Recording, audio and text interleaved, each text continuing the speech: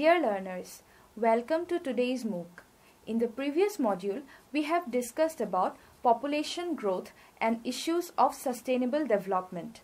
Today, in this module, we will discuss on issues of marginalization and gender.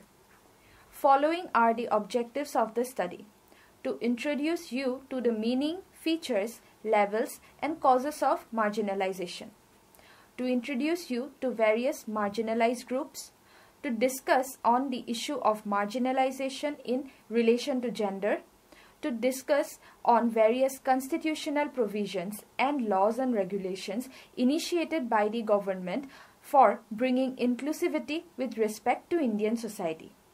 We will start by defining what marginalization exactly stands for. Marginalization is nothing but a process of social exclusion in which individuals or groups are attributed to an inferior position in a society. They are denied economic, political, and/or symbolic power. These people are discriminated because of various reasons like ethnicity, gender, sexual orientation, disability status, socio-economic level, and age. Most often than not, they face hardships in receiving proper livelihood, education, respectable jobs, lack of freedom to voice their opinions, and dwindling mental health because of constant domination from the other groups of the society. Following are some important features of marginalization. Marginalization can happen at global level where an entire society or societies are marginalized, or it can happen at local level where certain communities are marginalized. Sometimes one community can be marginalized in a certain country or countries, for example Jews in Germany, while the same community is not marginalized in a different country or countries, example Jews in USA. Marginalization also increases or decreases at certain stages of life cycle. For example, the marginalized status of children and youth may decrease as they get older. The marginalized status of adults may increase as they become older. The marginalized status of a single mother may change as their children grow up. Social change also plays a significant role in marginalization. Individuals or groups might enjoy high social status at some point of time, but as social change takes place, they may lose their status and become marginalized. Now we will discuss on the types of marginalization. Economic marginalization. Economic marginalization refers to disparities in acquiring wealth or getting a job, which often results in poverty, and the cycle goes on. Political marginalization. Political marginalization refers to struggles of communities to participate in parts of the civic processes like voting or gaining access to their political representatives. This affects their right to every social, economic, and political benefit. Social marginalization. Social marginalization is typically lifelong and greatly determines lived experiences of people. Socially marginalized people cannot access basic opportunities of life, often land, livelihood, and social support system. Now we will discuss upon the causes of marginalization. Exclusion.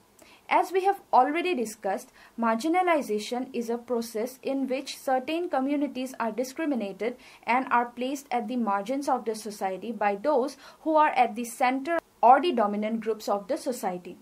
This leads to the exclusion of the former by the latter on aspects like caste, class, ethnicity, gender, etc. Exclusion offends human dignity and it denies human rights, especially the right to live effectively as equal citizens. Globalization has opened countries to open international markets, often at the cost of equity and equal opportunities for the people and communities residing in them.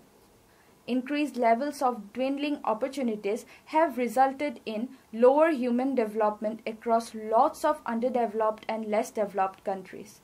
Following is a list of SAARC countries, that is the South Asian countries that falls under South Asian Association for Regional Cooperation and their levels of human development according to United Nations Development Programme 2018. Displacement. Development-induced forced displacement has pushed a massive number of tribal, poor and weaker sections towards the edge of the society without proper rehabilitation or compensation to help build a new livelihood. Other than that, conflict, violence and disasters also results in displacement of people. According to Internal Displacement Monitoring Center, at the end of 2022, 71.1 million people were internally displaced. Poverty. Due to a variety of factors including living in underprivileged areas and not having access to essential resources or devoting an excessive amount of time and energy to support their families, impoverished people frequently lack the time and resources to lobby for their interests. Therefore, they are stuck in an endless loop of poverty and marginalization from the mainstream. Dear learners, let us now briefly discuss about 3 levels of marginalization. Individual. An individual can face discrimination across different social institutions such as family, schools and neighborhoods, at workplaces or places of worship. For example, single parents, persons with disability, homosexuals and the elderly, etc. Community. Marginalization at community level includes 2 most specific groups, Aboriginal communities and women.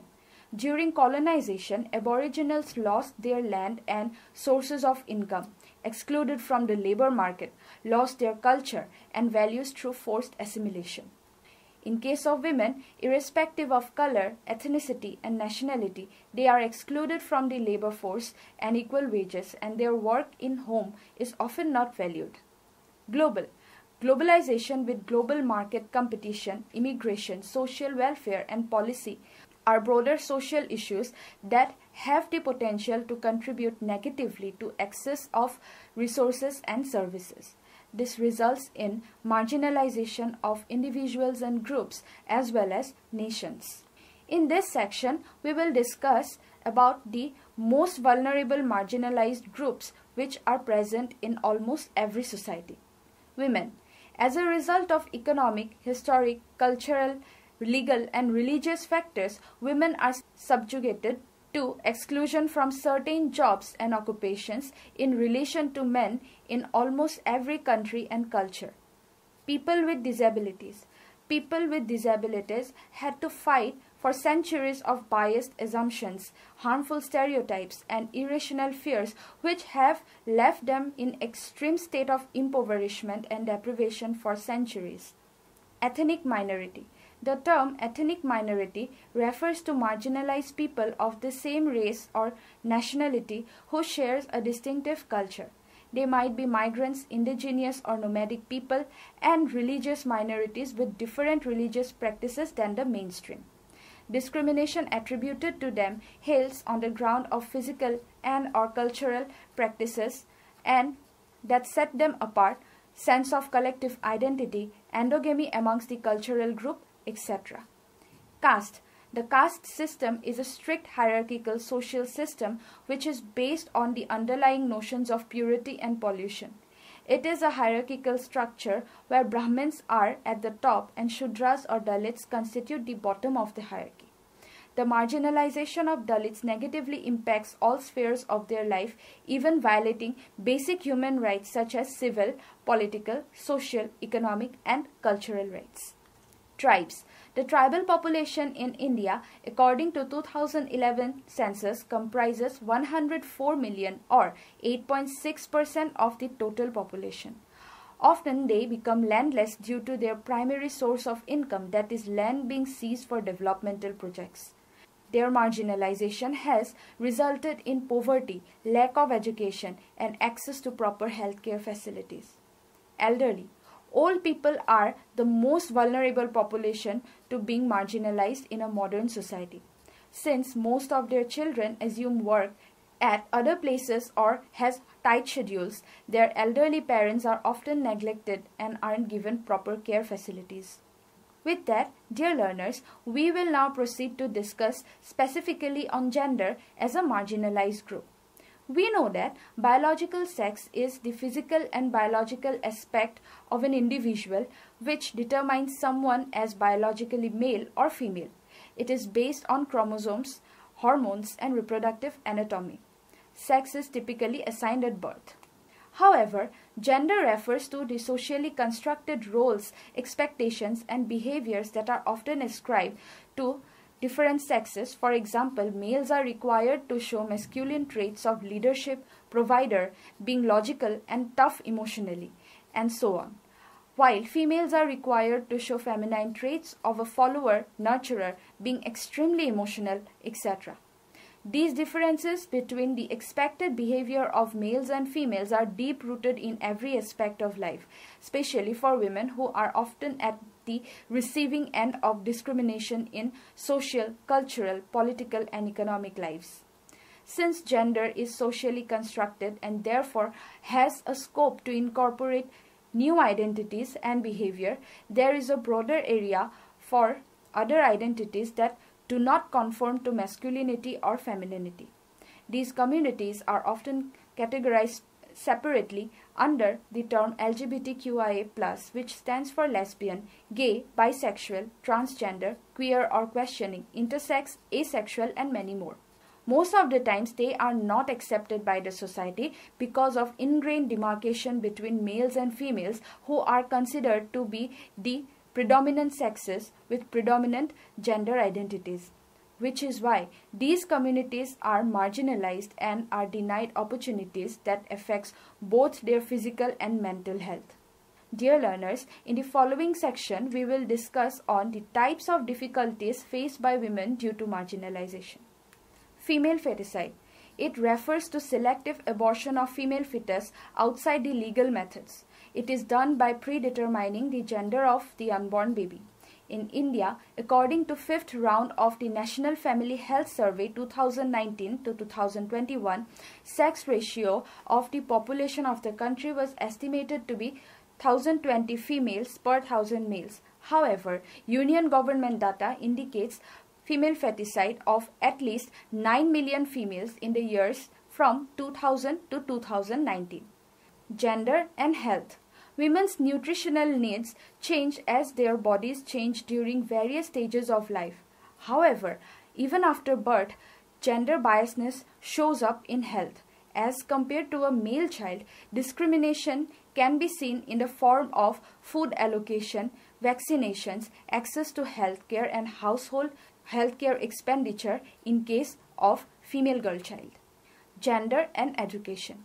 In case of education, it can be seen, especially in low-income countries, that boys are preferred to be given formal education than girls.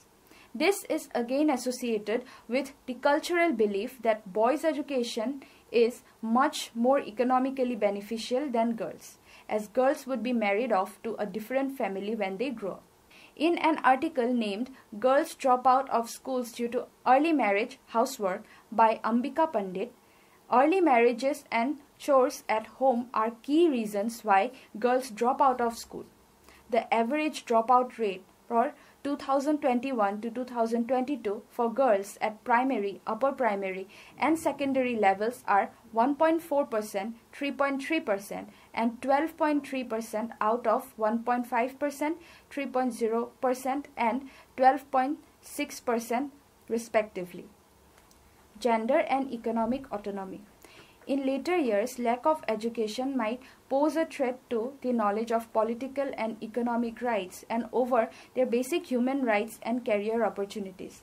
In other cases, even when women are at equal position as men with all the education needed, gender pay gap, that is the difference between the remuneration of men and women, becomes evident in jobs.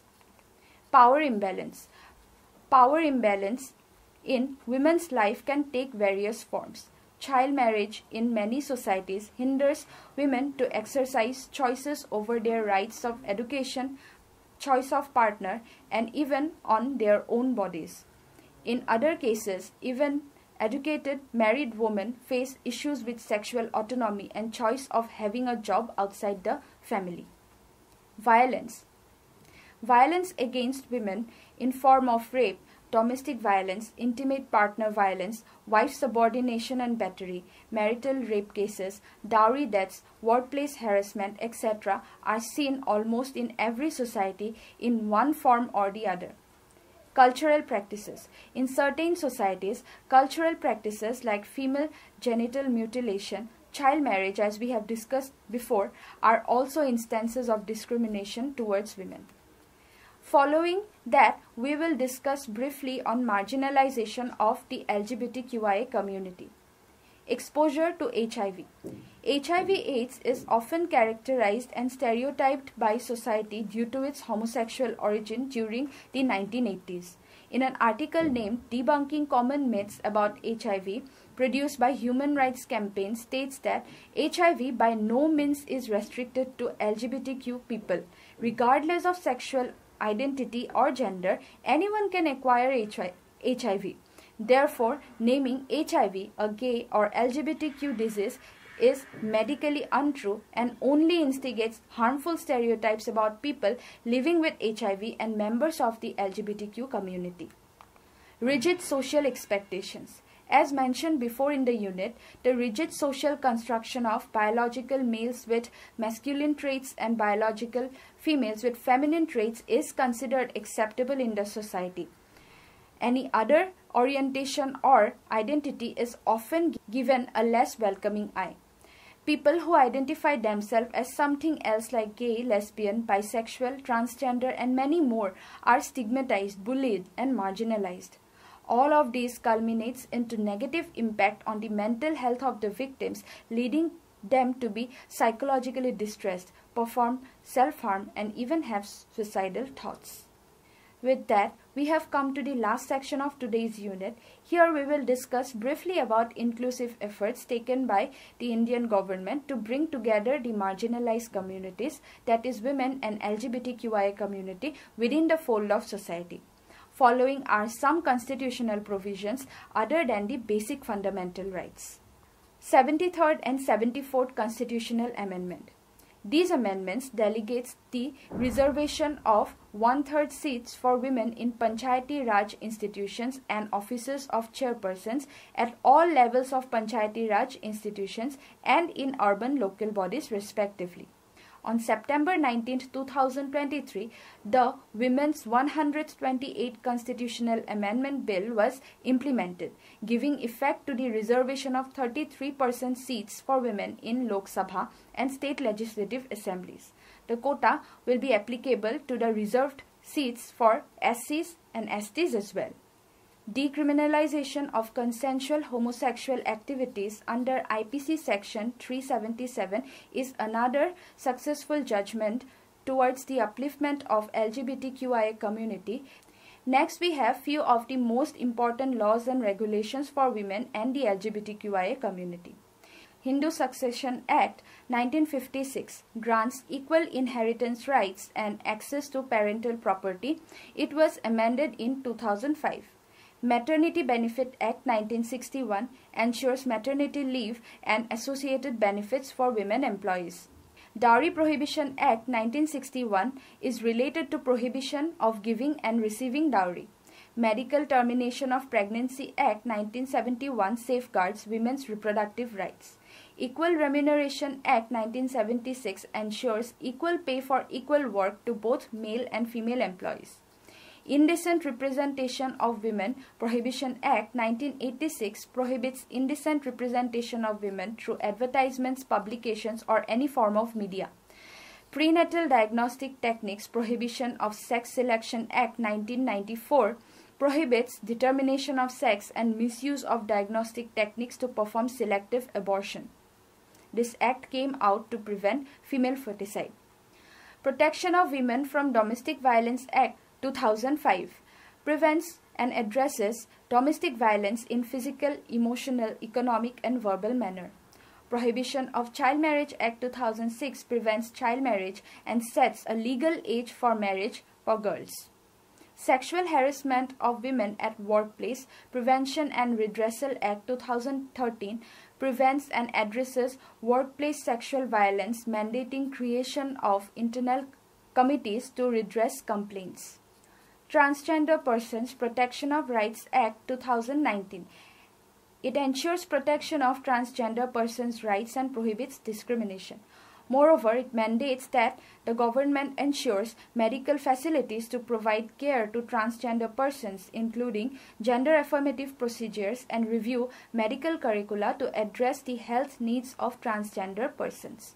National Legal Services Authority Judgment 2014 affirms right to self-identity for the transgender community. Dear learners, with that we have come to the end of today's module. I hope you have understood the discussion so far. We discussed about the meaning, features, levels and causes of marginalization, followed by introduction to various marginalized groups. Then we discussed on the issue of marginalization in relation to gender, specifically on women and LGBTQIA community. We ended with a brief discussion on various constitutional provisions and laws and regulations initiated by the government to bring inclusivity with respect to Indian society. Thank you so much for the time, dear learners. The next module would be on issues of caste and tribe. Thank you.